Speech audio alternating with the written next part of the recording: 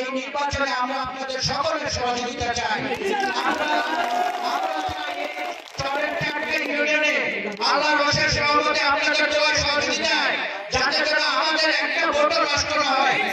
আমরা দুইবার চেয়ারম্যান হিসেবে দায়িত্ব পালন করার পর আমি যতটুকু দেখেছি আপনারা অর্থভাবে কখনোই লোভী হন নাই। এবারের নির্বাচন আপনাদের নির্বাচন, আপনাদের নির্বাচন। নেতা যেদিকেই যান না কেন আপনারা আপনার সিদ্ধান্তে থাকুন। আপনাদের কাছে একটা অনুরোধ রাখি, মা বোন ভাই ছেলে মেয়ে যারা আছে সকলকে নিয়ে এবারে নির্বাচনটা ইভিএমের নির্বাচন। গণপ্রজাতন্ত্রী বাংলাদেশ সরকার মার্কা উঠিয়ে দিয়েছে। কি মার্কা? দলীয় প্রতীক উঠিয়ে নিয়েছে। কি করেছে? ইভিএম এর মাধ্যমে সকল সংগঠনকে প্রার্থী হওয়ার সুযোগ দিয়েছে। সেখানে আওয়ামী লীগ, বিএনপি, জামাত, জাতীয় পার্টি আরো যত সংগঠন আছে সকলেই প্রার্থী হওয়ার ক্ষমতা রাখে। তো আমি দেখেছিলাম এই অঞ্চল থেকে কেউ প্রার্থী হয় কিনা। যখন কেউ প্রার্থী হয়নি তখন আমি বলেছিলাম একটি আনুষ্ঠানিকতার মাধ্যমে আমার জন্য আপনারা দেখেন সমর্থন দিতে পারেন কিনা। যদি আপনারা সমর্থন দেন তাহলে আমি প্রার্থী হব। আমি যখন আপনাদেরকে ডেকে সম্মান দিয়ে আপনাদের সমর্থন নিয়ে মাঠে নেমেছি, এই ইজ্জত এখন কাদের? আপনারা আমাদের সকলের না। তাই ইভিএম এর ভোট একটা ভোটও যেন বিফলে না যায়, একটা মানুষও যেন ভোট থেকে বিরত না থাকে, সুনিশ্চিত হয়ে দিতে হবে। আপনারা একটি দিন কষ্ট করবেন, আমি সারা জীবন আপনাদের সেবা করে যাব। করবেননি? একটা দিন কষ্ট করবেন।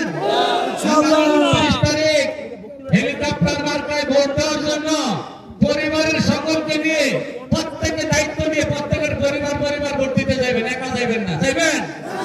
একটা দিন কষ্ট করবেন, সারাটা জীবন যতদিন বেঁচে থাকি আপনাদের সেবা করে যাব, শ্রদ্ধা সম্মান দিয়ে ভালোবাসা দিয়ে বুকে আগলে ধরে রাখবো। আর এই নদী মাতৃক এলাকা আপনারা জানেন এই নদী ভাঙ্গনের রোধ থেকে রক্ষা করতে হবে এবং নদী শাসন করতে হবে। আর এই এলাকায় আমরা যারা আছি মেজরিটি মানুষ মৎস্য ও কৃষি এবং পশু পালনের সাথে জড়িত, তাই না? আমাদের এই অঞ্চলকে রক্ষা করতে হলে, এদেশের মানুষকে ভাগ্য উন্নয়ন করতে হলে যাতায়াত যোগাযোগ ব্যবস্থা করতে হবে, পাশাপাশি নদী ভাঙ্গন রোধ করতে হবে, তার পাশাপাশি পশুপালনে সহযোগিতা করতে হবে, তাই তো? আপনাদের প্রত্যেকটা ধরুন বাড়ি গাড়ি করে দেবো না। অনেকে ঢাকা থেকে এসে বলবে আপনার একটা বাড়ি করে দেবো। আপনারা যদি একটা বাড়ি করে দেয় আর মানুষ কি করছে তাদেরকে তো দিতে হবে। কারো বাবারও শক্তি নাই। যতজন মানুষ উপস্থিত হয়েছেন তাদেরকে কিনা, তাদের ভোট কিনা কারো বাবার সাধ্য নাই। আমি জানি মন থেকে আন্তরিক ভাবে ইচ্ছা পোষণ করে শক্তি সাহস দিয়ে আজকে এই উঠান বৈঠককে জনসমুদ্র গড়িয়েছেন। সকলে যদি পক্ষ না থাকতেন এতক্ষণ ধৈর্য ধরে অপেক্ষা করতেন না। তাই প্রিয় কুশাইপট্টিবাসী, পাশাপাশি 8টি ইউনিয়নের একটি পৌরসভার সকলকে অনুরোধ করব, এই হেলিকপ্টার মার্কার জোয়ার দেখে প্রার্থীরা এখন ভয়ে কাতর হয়ে গিয়েছে। কিন্তু কুচক্রী মহল দিয়ে ভোট কেনার চেষ্টা করতেছে। কিনতে দিবেন না। ভোট কেনা একটি সামাজিক অপরাধ, একটি খুনির সমতুল্য। আপনার মূল্যবান ভোট পবিত্র আমানত ক্রয় বিক্রয় করার জন্য নয়। আপনি যাকে পছন্দ হয়, যাকে ভালো লাগে তার প্রতীকে ভোটটি দিবেন, এটি আপনাদের আমানত। সেটি বিক্রি করার মতো নয়।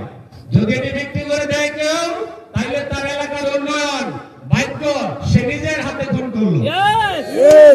আপনারা জানেন 5টি বছর উপজেলা চেয়ারম্যান আপনাদের এলাকায় এসেছে, তারা আবার এবার নির্বাচনে দাঁড়ায় নাই, সাহস পায়নি প্রার্থী হইতে, আবার অন্যজনের সাপোর্ট দেয়। তাহলে তারা কি চায়? ক্ষমতাটা ধরে রাখতে চায়, আপনাদেরকে জিম্মি করে রাখতে চায়। যেভাবে ওই